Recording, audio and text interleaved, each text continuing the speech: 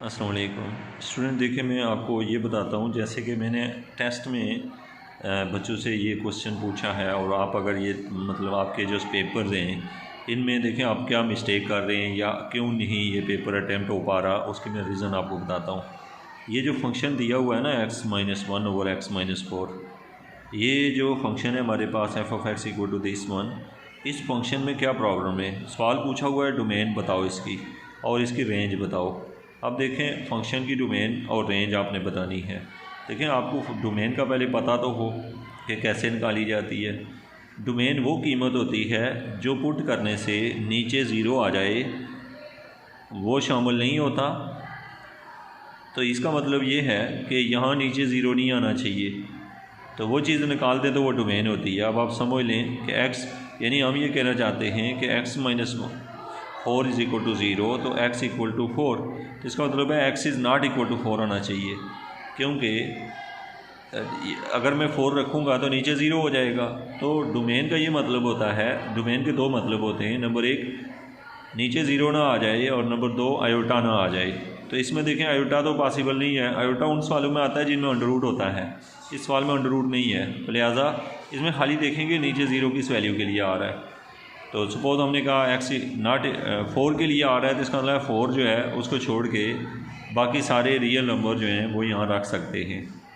तो इसलिए हम कहेंगे कि जो आपने लिखा है डोमेन ऑफ द फंक्शन, तो वहाँ पर आएगा r-4। और ये जो 4 लिखते हैं ये ब्रैकेट में लिखना है, यानी 4 को यहाँ से निकाल दें। तो ये जो चीज़ बनी है ये है डोमेन। ये क्या हुई है, इस फंक्शन की डोमेन है। अब आपसे मैं पूछूँ कि इस फंक्शन की रेंज बताओ, तो आप कैसे बता पाएंगे।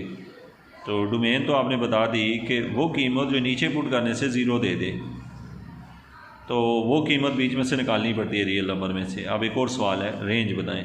रेंज के लिए स्टूडेंट आपका जो सवाल होता है उस सवाल को हल करना पड़ेगा। इसको कैसे, जैसे देखें आपको दिया हुआ है f(x)=x-1/x-4। अब देखें स्टूडेंट, इसमें जो f(x) है इसकी जगह y रखना पड़ता है, y=x-1/x-4। इसको हल करो, ये इधर ले आओ तो ये ऐसे बन जाएगा y×x-4 = x-1। यहाँ से किसी तरीके से x की कीमत निकालनी है।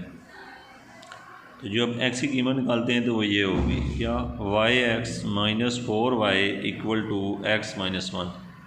ये जब कीमत निकलेगी तो इस कीमत के अंदर जो 4y है, y(x - x) = -1 + 4y, वो उधर ले गया x वाले इस साइड पर, x लिया कॉमन तो y - 1 = 4y - 1 डिवाइड, बस ये आ गया 4 - y। अब यहाँ से हमें चूँकि x की कीमत चाहिए तो वो निकली है 4y - 1/y - 1। तो ये है आपके पास x की कीमत। तो इसका मतलब क्या हुआ कि जब आपको रेंज निकालनी हो ना जैसे किसी फंक्शन की, तो उसको y लिख के ना उसको हल करके ना वहाँ से x की कीमत निकालो।